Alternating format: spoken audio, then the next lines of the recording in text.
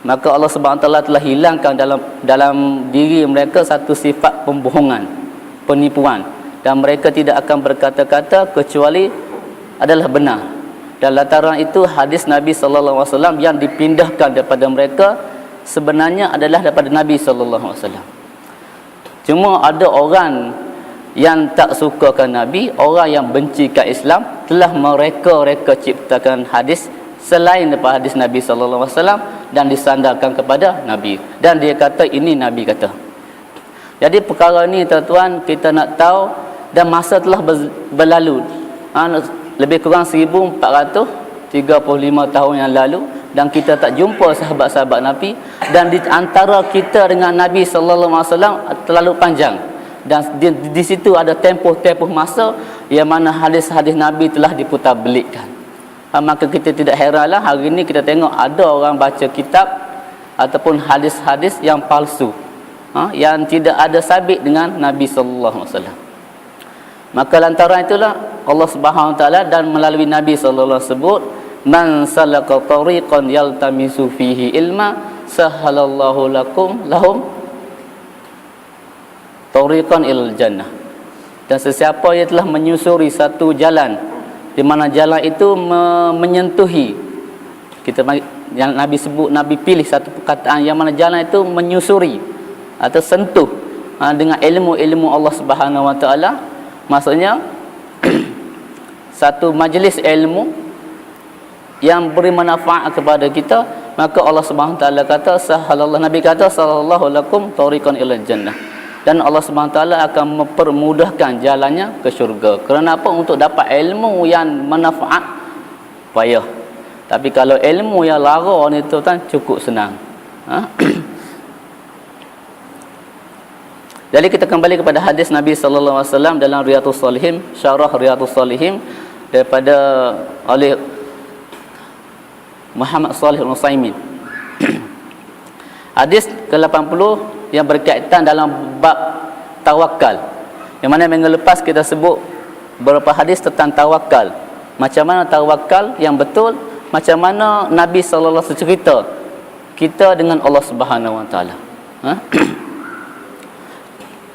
Ini hadis daripada Abi Umarah Al-Bara' bin Azib radhiyallahu anhuma. Apabila kita sebut anhuma, maksudnya dia dengan pak dia tu adalah orang Islam, adalah sahabat Nabi sallallahu alaihi wasallam. Bara' ni dia sebaya dengan Ibnu Umar Al-Khattab, Abdullah Ibnu Umar.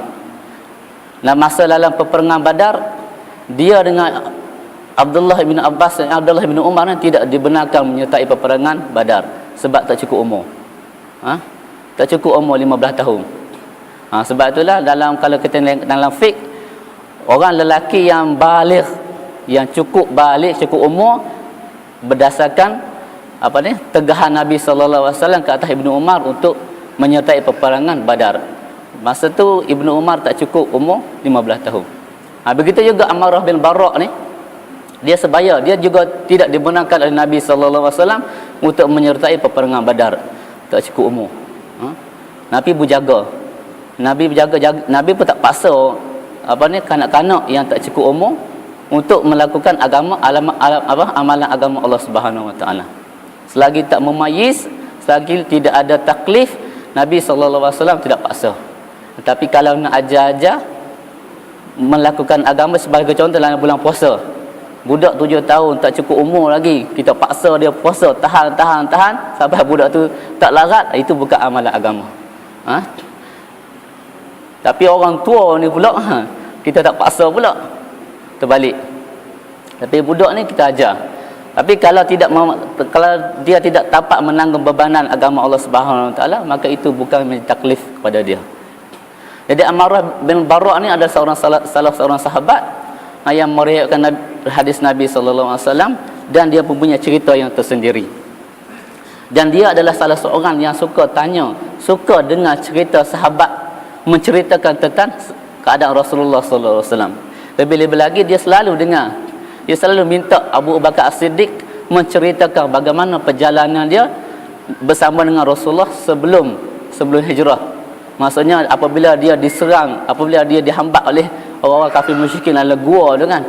Di situ dia cukup seronok Abu Bakar cerita dengan cerita tentang tu. Dia cukup seronok cerita tentang Nabi sallallahu alaihi wasallam. Al-Barra bin Azib ni telah dengar Nabi sallallahu alaihi wasallam bersabda. Nabi kata kat dia, "Ya fulan, iza awaita ila firashika faqul."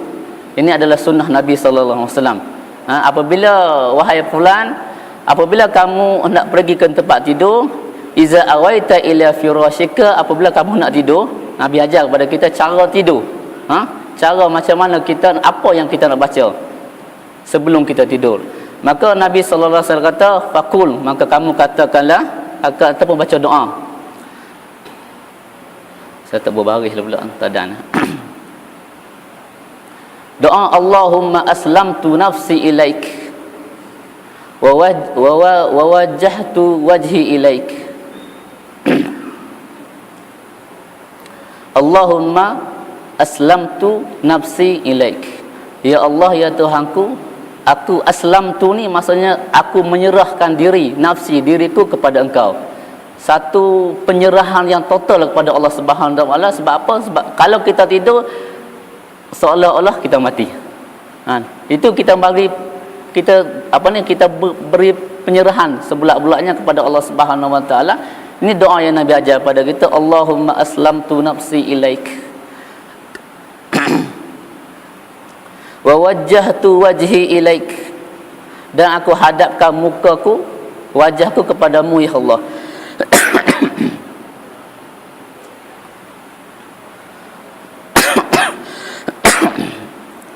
Wa fawwadtu amri ilaik, aku serahkan segala urusanku kepadamu ya Allah.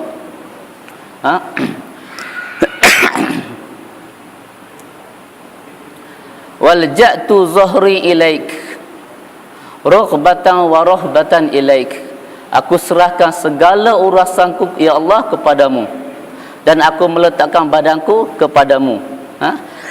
Walja'tu zahri ini maksudnya kita letakkan badan kita masa kita nak tidur kepada Allah Subhanahu wa taala. Rughbatan wa rahbatan ilaik, semata-mata untuk mendapat balasanmu ya Allah dan takut akan siksamu kepadamu ya Allah.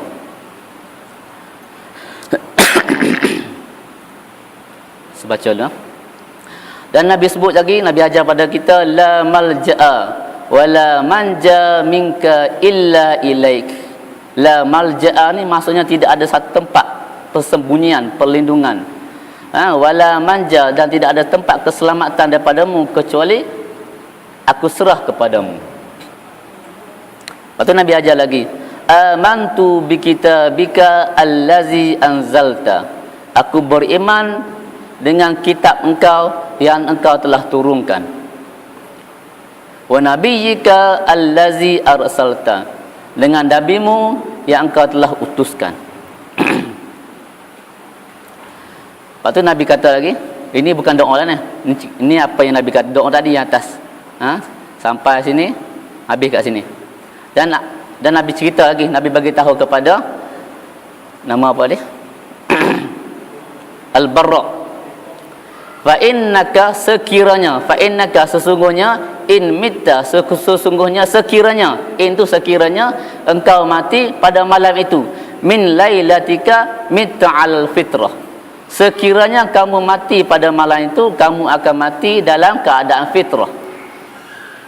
Wa in asbahta, dan sekiranya kamu dapat bangun tak mati, hidup, asabta khairan, kamu akan mendapat kebaikan. Muttafaqun alaih. Muttafaqun alaih ini adalah hadis Bukhari dan Muslim.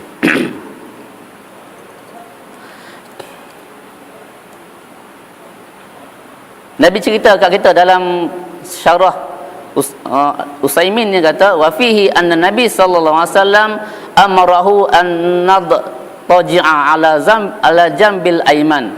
Nabi ajar kepada kita supaya sebelum kita tidur ataupun kita nak tidur, supaya kita tidur dalam keadaan di sebelah kanan, kita mengiring di sebelah kanan. Dengan bubur sebelah kanan kita mengiring, jangan terlentar gitu.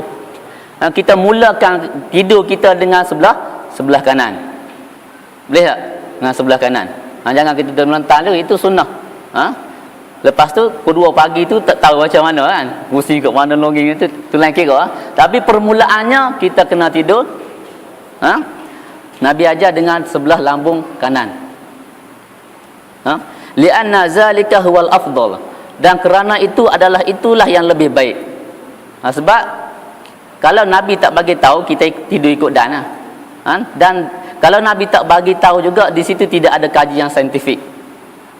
Sebab waqad zakaru atibba anna naum ala jambil aiman afdal lil badan. Dan dia kata dia pakar-pakar perubatan telah sebut bahawa tidur dengan lambung kanan ni, di sebelah kanan ini adalah lebih baik untuk badan. Apabila Nabi sebut sesuatu, dia akan kaji betul tak betul. Kalau tak betul, dia akan torture sunnah. Itu orang barat. Apa yang Nabi buat? Itulah menjadi kajian. Kalau sebab apa? Sebab dia pun nak lawan balik. Lalas sekali dia kata itu perbuatan Nabi sallallahu alaihi wasallam baik untuk kesihatan.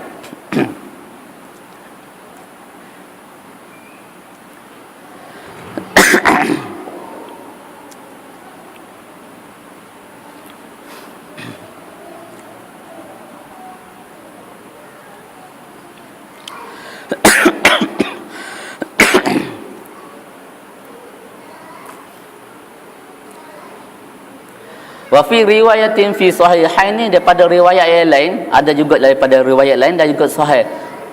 Maksudnya hadis Nabi sallallahu alaihi wasallam, kadang-kadang Nabi cerita al-bara' macam ni.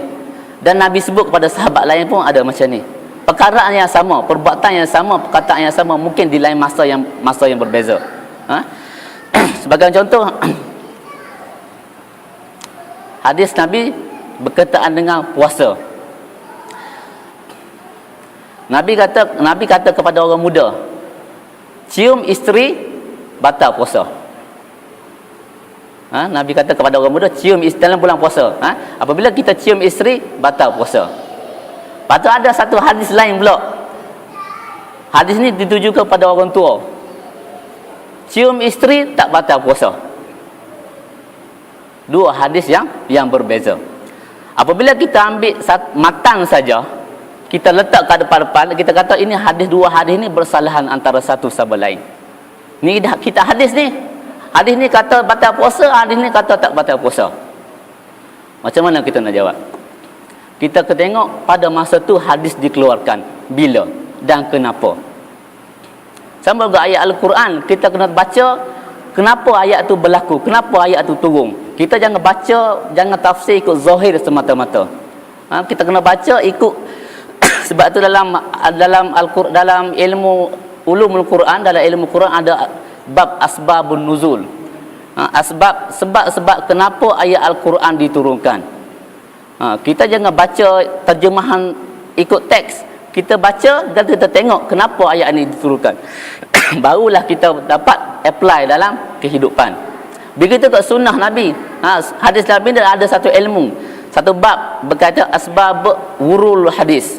Sebab kenapa hadis itu keluar, sebab kenapa hadis itu disebutkan. Innamal a'malu binniyat. Kenapa hadis ini dikeluarkan? Sebab apa? Sebab ada berkaitan dengan seorang lelaki hijrah kerana perempuan. Kita kena tahu. Kita jangan letak sesuka sewena-wenanya hadis, kita tafsir ikut keadaan, ikut apa ilmu kita tanpa berpandukan sunnah Nabi sallallahu alaihi wasallam. Kita kata as-sukutu alamatur ridha. Kan? Diam itu tandanya kita suka. Diam itu tandanya suka. Kita suka lah maksudnya.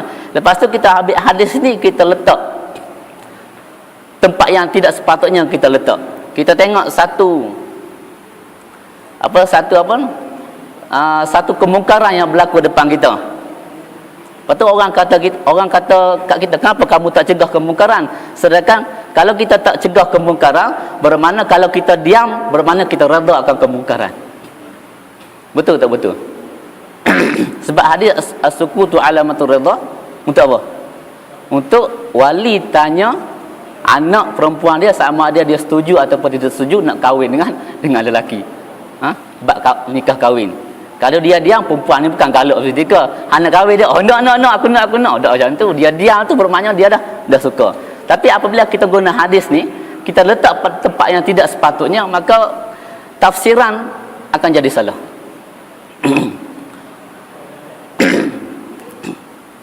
Lepas tu kita kena belajar. Bukan saya belajar untuk merapu kan. Kita kena sebut ilmiah. Kenapa hadis ini berlaku? Kenapa hadis ni tak boleh baca? Kenapa hadis ini sebagai hadis contoh tadi kan? Hadis Nabi tentang batalnya puasa apabila cium isteri.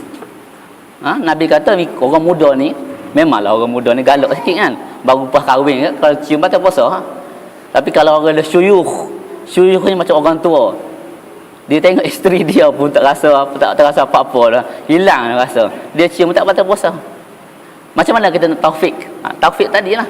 Hadis ini kita tengok macam mana hadis ini keluar. Hadis ini Nabi sebut. Kerana apa? Kita jangan letak satu benda tempat yang sama. Begitu juga hadis tentang apa ni kita panggil? Yang tak darah kat kepala tu. Bekam. Berbekam.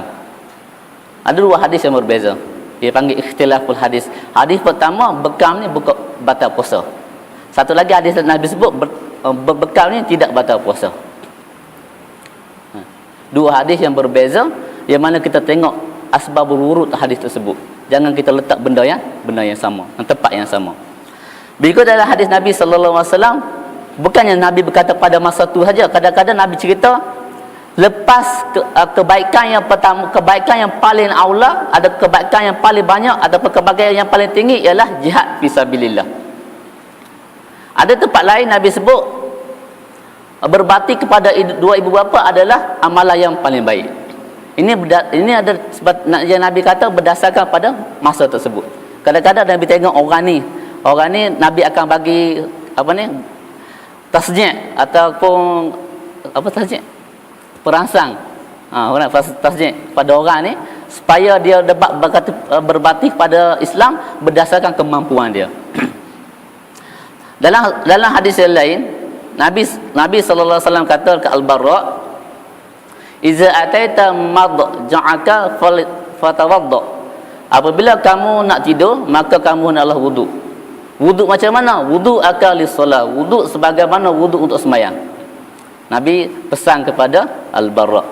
Kadang-kadang kita kata nak ambil wuduk kita cincai. Kita ambil wuduk untuk sembahyang bagus.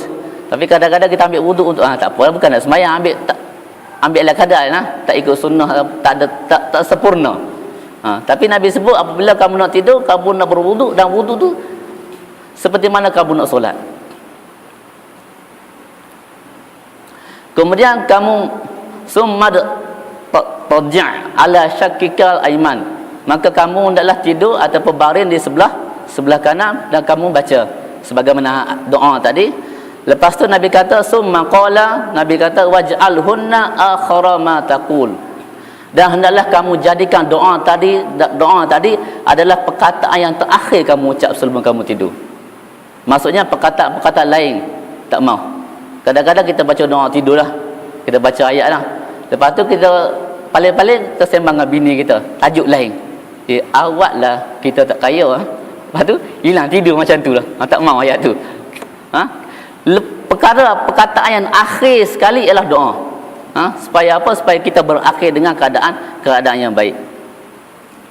Tapi ada hadis lain, dia sebut Nabi sallallahu alaihi wasallam suruh kita berzikir. Sebagai contoh tasbih, tahmid, takbir. Fa innahu yanbaghi lil insan iza nama ala firashihi an yaqulu subhanallah salasan wa salasin walhamdulillah salasan wa salasin wallahu akbar arba'an wa salasin. Ada hadis lain Nabi sebut apabila kamu nak tidur, kamu kena tasbih sebanyak 33 kali, subhanallah 33 kali, alhamdulillah 33 kali, Allahu akbar 34 kali. Ini hadis Bukhari, bukan kelentong. Hadis Bukhari. Dalam kitab tauhid dan juga Muslim dalam kitab doa. Nabi ajar kita supaya kita sebelum kita tidur, kita habiskan zikir kita 100 kali. Paling sikit itu 100. 100. Subhanallah 33 kali. Tidak subhanallah sahabat. Kadang tak bunyi blah blah blah blah blah blah blah blah. Oh, itu kalut sangat. Orang kena ikut subhanallah, subhanallah dia kata blah blah blah blah blah. Nak cepat. Mengantuk ni. Baca elok-elok. Walhamdulillah, kita sebut alhamdulillah 33 kali sebelum kita tidur. Mudah-mudahan Allah SWT bagi keberkatan. Allahu akbar 34 kali. Tapi hadis ni Allah dia kata kita kena baca doa tadi, Allahumma aslamtu nafsi ilaik. Tapi wahaza min zikri, lakin hadzal hadis barra yadullu anna ma awsal Rasulullah sallallahu alaihi wasallam bihi ayaj'alahunna akhra ma yaqul. Maksudnya hadis ini lebih kurang sama, dikirakan zikir juga. Walaupun Nabi sallallahu alaihi wasallam sebut di tempat yang lain baca tasbih 33 kali dan seterusnya, dan juga baca doa ni sebelum kita tidur, tapi doa ni juga termasuk dalam zikir. Kalau kita boleh buat dua-dua lagi bagus. Kita zikir dulu ke 100 kali dan kita baca Allahumma aslamtu nafsi ilaik. Maknanya cukup cantik dan Nabi SAW pilih perkataan memang cukup cantik. Kalau tahu bahasa Arab tu memang kata kasar gementar. Baca kita nak serah betul-betul ni, kita tak ada apa-apa ni, tak ada kekuatan apa pun, kita nak tidur ni.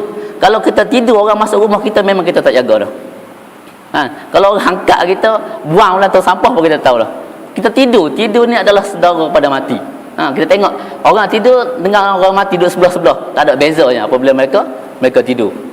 Orang mati sebelah, orang tidur sebelah, sama je. Dan kita kena, lepas tu disunatkan kita bangun baca doa. Doa selepas tidur. Kerana Allah Subhanahu Taala bagi kesempatan kita untuk melihat matahari, untuk melihat alam, untuk merasai nikmat Allah Subhanahu Wa Taala.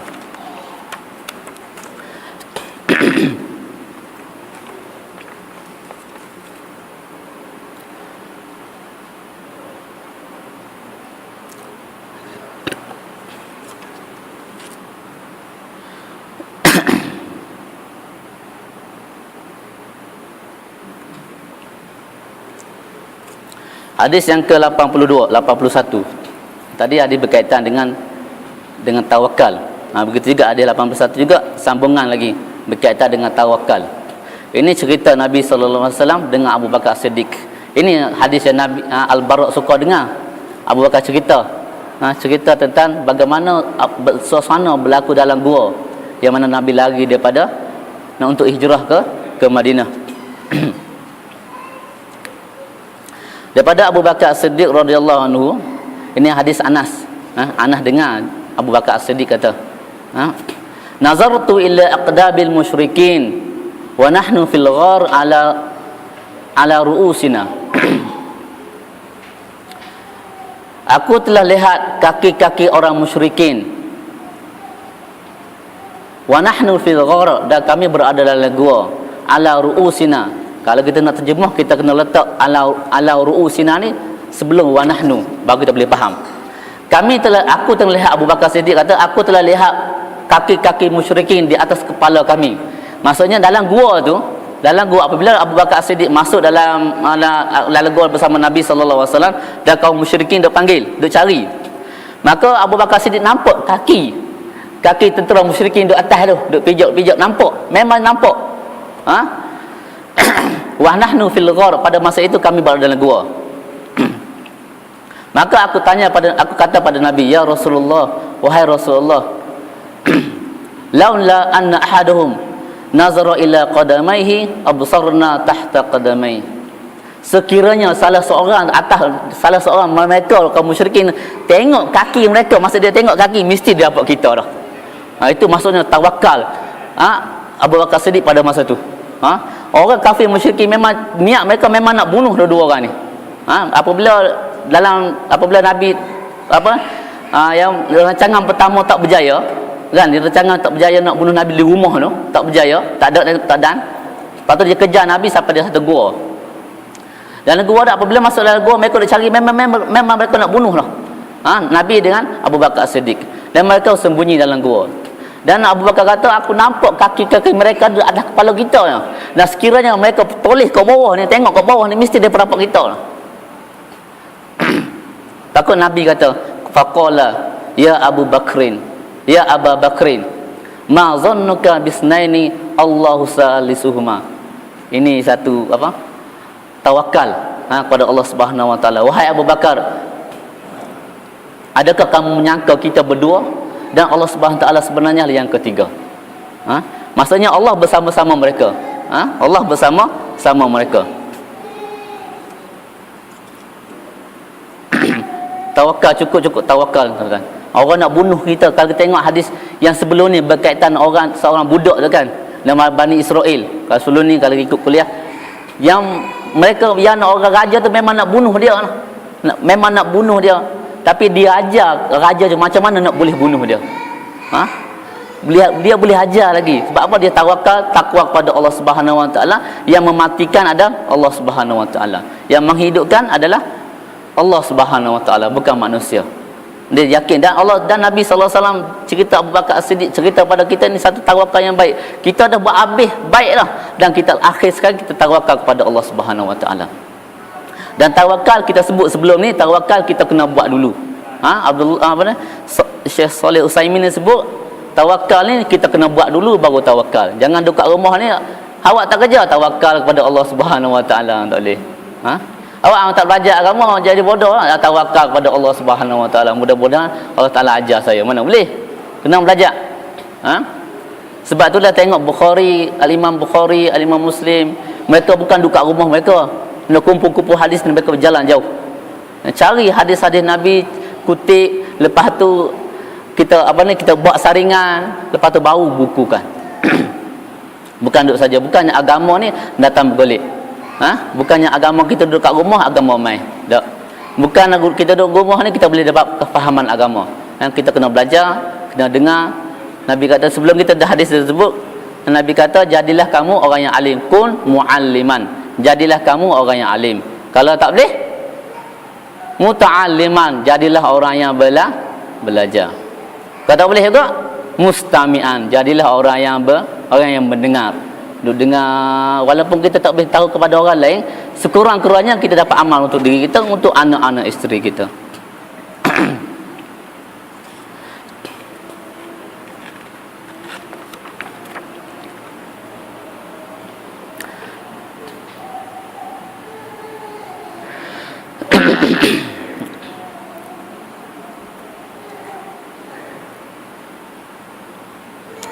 Dan dalam surah Al-Quran ayat Taubah ayat 40, Allah Ta'ala cerita, Allah Ta'ala sebut cerita bagaimana Allah bagi keamanan kepada Nabi sallallahu alaihi wasallam semasa dalam gua tu, yang mana Nabi sebut, Allah Ta'ala sebut ceritanya, la tahzan innallaha ma'ana.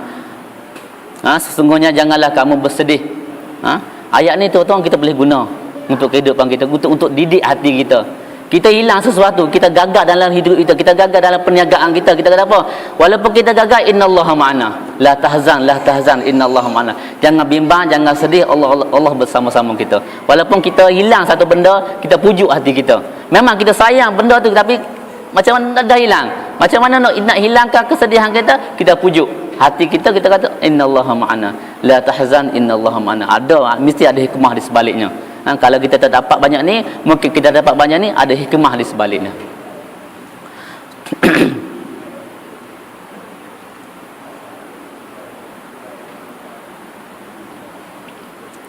Dan dia cerita lagi, ada orang dulu dia cerita, dia kata dalilun ala anna qissah nasjil ankabut ghairu sahih. Dia cerita berdasarkan kepada hadis ni dan syarah-syarah hadis ni, dia kata cerita tentang labah-labah nak spider lah. Saya dah post dekat kawan ni cerita ni. Cerita tentang labah-labah yang menolong Nabi sallallahu alaihi wasallam tu cerita yang tak betul. Cerita yang tidak betul. Sebab apa? Sebab dalam sejarah tak pernah sebut pun, tidak ada bukti yang mengatakan cerita pada masa itu ada labah-labah yang buat sarang di muka gua. Lepas tu apabila orang Quraisy selalu tengok sarang ni, kalau ada orang masuk mesti sarang laba-laba pecah, maka mereka tidak masuk. Lalu selamatlah Nabi dan Abu Bakar As-Siddiq. Dia kata itu adalah cerita yang tidak betul. Sebab kebergantungan Nabi bukan kepada laba-laba, kepada Nabi ada Allah Subhanahu Wa Taala. Dan tidak ada pun sabit cerita ni sabit dalam kitab-kitab hadis, tak ada. Mungkin orang-orang dulu dia baca, ataupun dia ada orang yang tidak suka hadis ni, dia sebut cara lain untuk menghalang manusia untuk belajar pada hadis ni. Lepas tu dia buat cerita lain, cerita yang karut, lepas cerita yang tak betul dia kata Nabi yang buat. Maka apabila orang dengar cerita ni, cerita cukup menarik, lepas tu bawa dalam ceramah-ceramah, dan cerita sebenar tertutup. Cerita ni lah yang tersebar luas.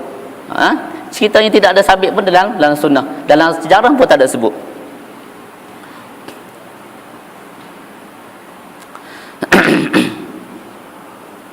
Wa kullu hadza la sihhatalah lianna allazi mana'al musyriki min ru'yatin nabi sallallahu alaihi wasallam wa sahabihi Abu Bakar laisat umuran hissiyah. Yang mana orang yang menegah pada orang musyrikin yang lihat Nabi dan sahabat Nabi dalam gua itu bukannya labah-labah. Dia kata ini adalah orang musyrikin Mekah ni tidak dapat melihat Nabi sallallahu alaihi wasallam. Maksudnya kekuatan Nabi pertolongan Allah Subhanahu Wa Taala tu bukannya melalui labah-labah. Itu adalah cerita yang tidak betul ni kata. Maka kita apabila kita dengar satu, sebab dia dah kaji kisah ni memang tidak ada dalam sirah Nabi, tidak ada dalam sunnah, maka kita kena tolak walaupun cerita tu nampak cantik. Cerita tu nampak elok, dapat tersusun, tapi kalau tidak ada dalam sunnah maka kita tak boleh terima. Sebagai contoh, saya sebut minggu lepas saya tak syasyur, saya tu maaf banyak-banyak. Lepas tu saudara Anas tanya, baru saya teringat, lepas tu tak lena tidur. Saya kata Abu Umar Al-Khattab pernah bunuh anak dia. Itu cerita yang tidak betul. Saya pernah sebut. Saya pernah sebut cerita ni dalam kuliah yang lepas. Saya kata, macam mana seorang yang hati yang keras sebagaimana Umar Al-Khattab boleh bunuh anak dia, kemudian dia dapat beriman, dapat hidayah Allah Subhanahu Wa Taala. Sebenarnya Umar Al-Khattab ni tak ada cerita macam tu. Begitu cerita yang boleh merosakkan seorang pemimpin yang besar. Allah Subhanahu Wa Taala nak lantik seorang pemimpin ni daripada awal lagi dah bersih dah. Ini mungkin satu propaganda yang untuk merosakkan dan telah dimasukkan dalam kitab-kitab. Ada setengah sebut, kita ada pernah sebut, tapi cerita tidak sahih. Cerita yang tidak betul. Saya minta maaf kepada saudara-saudara, tuan-tuan, puan-puan, kerana cerita yang tidak betul. Apabila saudara nak sebut, baru saya teringat.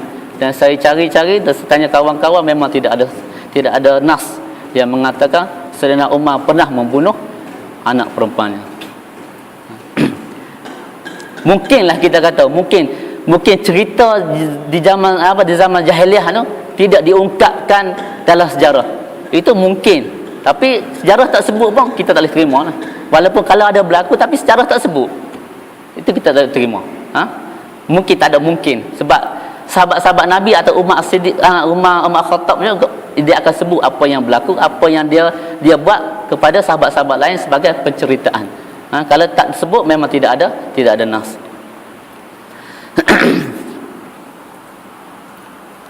Dan anak perempuan yang masyhur menjadi menantu ataupun jadi isteri Nabi sallallahu alaihi wasallam.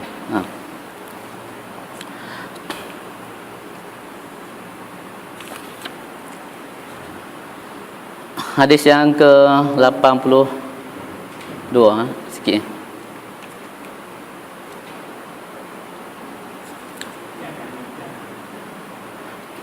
Daripada Ummul Mukminin Ummu Salamah, isteri Nabi sallallahu alaihi wasallam, Ummul Mukminin. Orang macam inilah yang kita kena ikut. Isteri-isteri kita suruh baca kisah Hayatus Sahabah di rumah. Cerita tentang Ummu Salamah. Bukannya cerita bawa beli buku masakan bagi kat bini kita, masak sedap-sedap bagi kat aku makan. Tak juga. Baca kalau nak buat boleh, tapi sama-sama naik. Kadang-kadang kita sebut Ummu Salamah, bini kita tak tahu, bukan kata-kata tuan. Tanya kat isteri saya boleh tahu Ummu Salamah siapa. Kita tak sebut. Kadang-kadang dia pun tak biasa dengar. Sepatutnya orang personality yang paling baik, personality wanita yang paling baik Ummu Salamah ni kita kena sebut kat isteri. Macam mana dia kahwin dengan Nabi sallallahu alaihi wasallam, macam mana dia perkhidmatan kepada Nabi sallallahu alaihi wasallam. Daripada Ummu Salamah radhiyallahu anha, Nabi sallallahu alaihi wasallam kana iza kharaja min baitihi apabila Nabi sallallahu alaihi wasallam nak keluar pada rumahnya, ini hadis ni kita panggil hadis mauquf. Hadis mauquf ni hadis sahabat cerita apa yang Nabi buat. Hadis mauquf. Apabila Nabi sallallahu alaihi wasallam nak keluar daripada rumahnya, Nabi kata, oh ni tak terjemah. Silap itu. Bismillah, Nabi sebut bismillah tawakkaltu ala Allah. Dua perkataan yang cukup mudah. Cuba kita buat tuan-tuan, insya-Allah dapat hasil. Bismillah, dengar sebut nama Allah. Nak buat apa benda aja bismillah. Nak minum bismillah. Nak pergi kerja pun bismillah. Nak protestek pun bismillah. Mulakan dengan bismillah. Tawakkaltu ala Allah, Nabi sebut tawakkaltu ala Allah, aku bertawakal kepada Allah. Lepas tu Nabi sebut lagi, Allahumma a'udzubika an adilla au udilla au azilla au uzilla au azlima au uzlama au ajhala au yujhala alayya. Ini Nabi sebut. Pendek ya. Allahumma, wahai Tuhanku, a'udzubika, aku berlindung denganmu, an adilla, daripada aku sesat. Adapun kita sendiri sesat. Maksudnya kita berlindung kepada Allah Subhanahu Wa Taala daripada sebarang kesesatan. Adillah tu sesat. Audillah maksudnya orang lain yang menyesatkan kita. Kita juga berlindung. Kita berlindung kita sendiri sesat, dan kita berlindung orang lain daripada orang lain yang menyesatkan kita. Au azillah, ataupun kehinaan.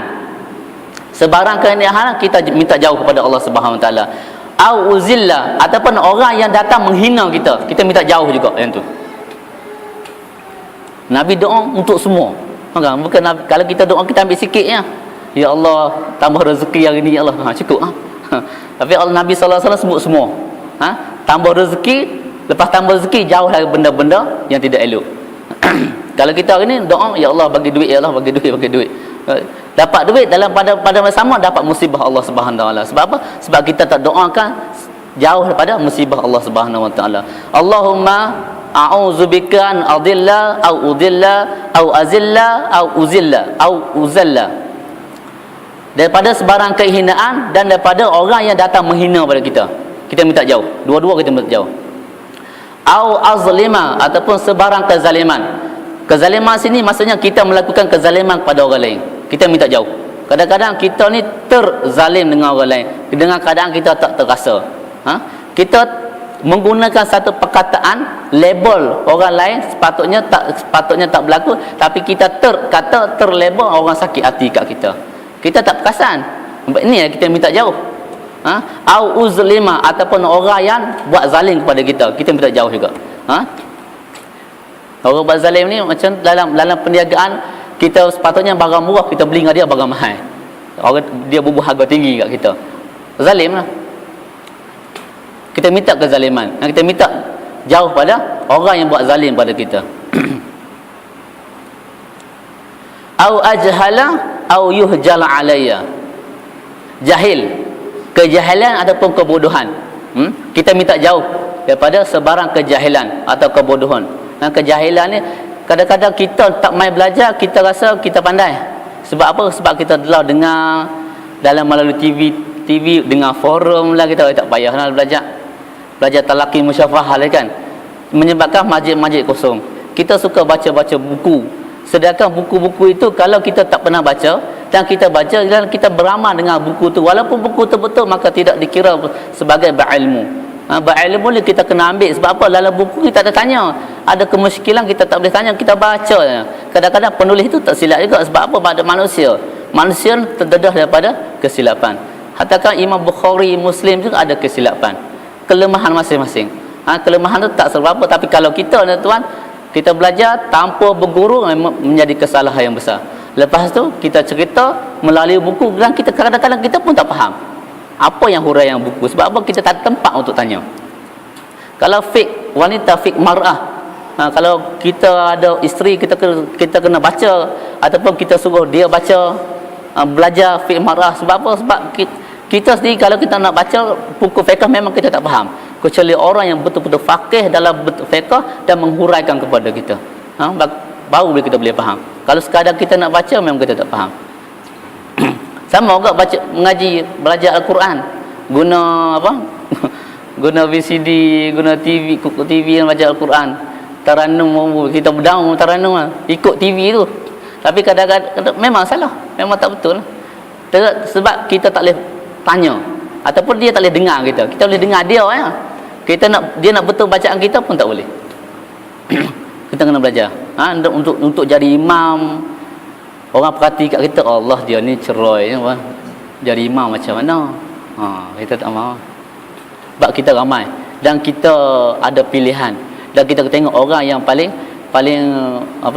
pandai Al-Quran dalam kalangan kita, dia lah yang kena naik. Kalau dia tak jadi imam, dia bagi kepada urusan orang yang tak pandai, sedangkan orang tak ada, maka orang yang pandai tu dipertanggungjawabkan. Sebab itulah kita tengok tempat-tempat yang orang alim ramai kan, bukan mereka nak bubuk jadi imam ni, tolak menolak hampir. Sebab apa? Sebab tanggungan nak bawa ramai tu, nak bawa makmum tu cukup ramai. Kadang-kadang dia ni bacaan elok tapi bahagian fiqh dia kurang. Tak mau juga. Atau fiqh dia bagus tapi cari bacaan dia tak elok, tak mau juga. Kita cari betul-betul orang yang boleh baca Al-Quran dengan baik kan. Orang boleh faham macam halal batal solat atau macam mana.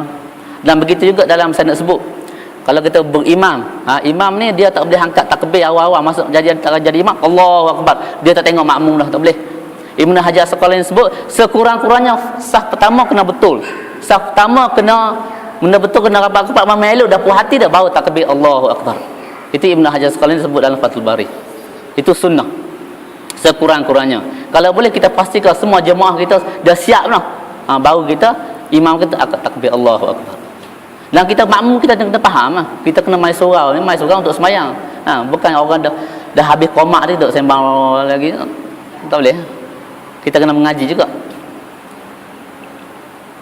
Dan seorang ustaz sebut kan, dia bahagian fiqh, dia kata bab solat Jumaat, dia bagi tahu ke saya pun baru perasan juga dan saya baru nak cari. Dia kata apabila kita masuk masjid, orang kita dah masuk masjid, kita ada peluang untuk sembahyang tahiyatul masjid. Pada masa tu orang azan kedua, bukan azan pertama, azan kedua. Azan kedua ni azan untuk khutbah lah. Dan kita tengok ramai orang yang berdiri untuk hormati khutbah. Dia kata dalam hukum mazhab Syafi'i, dalam mazhab Syafi'i sepatutnya kita tak boleh tunggu, habis azan, kita kena sembahyang terus. Sebab apa? Apabila tak khatib baca Assalamualaikum warahmatullahi taala wabarakatuh untuk buka khutbah dia ataupun disebut innal hamdalillah, maka kita sembahyang, maka di situ menjadi haram. Saya terkejut, saya tak pernah dengar ni. Tapi cuba cari dalam mazhab Syafi'i. Sebab itulah itu takbir yang itu adalah azan yang kedua. Azan yang kedua tak perlu tunggu. Kita apabila kita datang lambat, kita tengok orang ada azan, kita sembahyang terus, sembahyang tahiyatul masjid. Tapi kebanyakannya orang tunggu. Apabila tunggu, yang mana kita nak, apabila kita habis, apabila kita dah khatib nak baca, yang mana kita nak dahulukan? Kita nak sembahyang ke atau nak dengar khutbah? Pada masa itu khutbah paling penting. Kita kena dengar khutbah. Sebab itulah untuk mengelakkan daripada berlaku pada macam tu, dia kata kita apabila azan yang kedua, kita datang lambat, azan kita sembahyang dulu.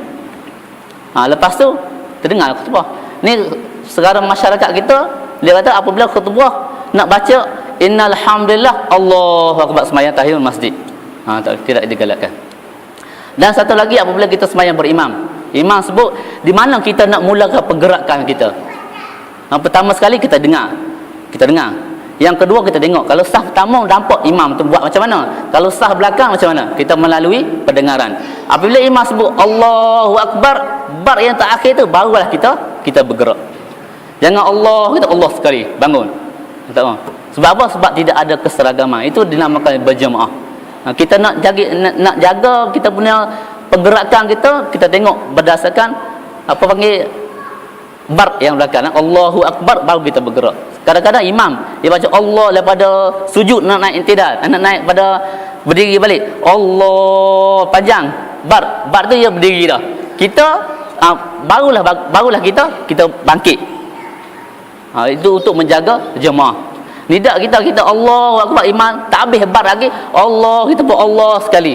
Sebab apa? Sebab kita dengar satu kelebihan, apabila kita takbir kita sama dengan takbir imam, maka maka kita dapat pahala ataupun malaikat akan mendoakan keampunan. Itu faham yang salah lah. Akhir sekali kita kena apa nak Allahu Akbar, bar tu barulah kita mulakan pergerakan kita. Kadang-kadang saya tersaja juga kan. Allah tu juga baru kita teringat. Itu berkenaan dengan jemaah.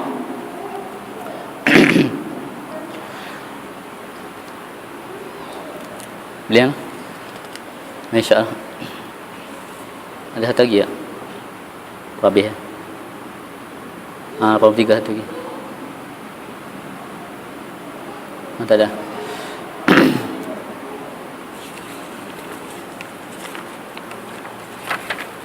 Yang satu lagi ni saya tak tulis. Daripada Anas bin Malik radhiyallahu anhu, qala Rasulullah sallallahu alaihi wasallam, Rasulullah sallallahu alaihi wasallam bersabda, man qala, sesiapa yang berkata, yakni idza kharaja min baitihi, apabila dia berkeluar daripada rumahnya, bismillah tawakkaltu 'ala Allah wala haula wala quwwata illa billah. Ini satu riwayat lain. Apabila kita kata, kita tambah sikit tadi, bismillah tawakkaltu 'ala Allah, yang ni tambah sikit, bismillah tawakkaltu 'ala Allah wala haula wala quwwata illa billah, maka akan dikatakan padanya, makanya malaikat akan mendoakan padanya, hudita, sesungguhnya engkau telah dapat hidayat, wa kufita, sesungguhnya kamu telah dicukupkan rezeki, wa wukita, sesungguhnya kamu dipelihara. Kita baca doa ni aja, malaikat doa tiga untuk kita. Dan satu lagi, wa tanha anhu syaitan, dan syaitan akan lari daripada kita. Hadis ni riwayat Abu Daud dan Tirmizi dan Nasa'i. Kata Tirmizi, hadis ini hadis hasan, hadis yang boleh kita beramal dengannya. Apabila kita baca doa, bismillah tawakkaltu 'ala Allah la haula wala quwwata illa billah, empat benda yang kita dapat. Pertama, mereka doa kita hidayat, dan apabila doa mereka ni memang cukup makbul. Hudita, kamu telah diberi hidayat. Yang pertama, kufita, kamu telah dicukupkan rezeki. Yang tiga, mereka doa wa kufita wa wufika, kamu telah dipelihara. Dan yang keempat, syaitan akan lari pada kita. Wa tanha anhu syaitan, dan syaitan akan lari daripada kita, tak mendekat dari kita apabila kita baca doa. Buat apa kerja tuan-tuan, syaitan tak ada ni mudah bagi kita. Kadang-kadang kita buat satu benda, syaitan dah bisik. Nak bisik buat benda jahat, buat bisik tengok nak naik apa ni, pi pasar, bukan marah pi pasar, pi pasar, tapi syaitan dah bisik, tengoklah, tengok apa ni, kehebatan pasar tu, kehebatan pasar malam, tengok aurat perempuan, syaitan dah bisik. Jadi mudah-mudahan apabila kita baca din tuan-tuan, tamal kita keluar surah apa boleh, bismillah tawakkaltu 'ala Allah la haula wala quwwata illa billah. Acak kali insya-Allah jadi amalan. Kalau baca hari ni, esok pula tak baca, lusa nak baca tak ingat. Wallahu a'lam. Wassalamualaikum warahmatullahi taala wabarakatuh.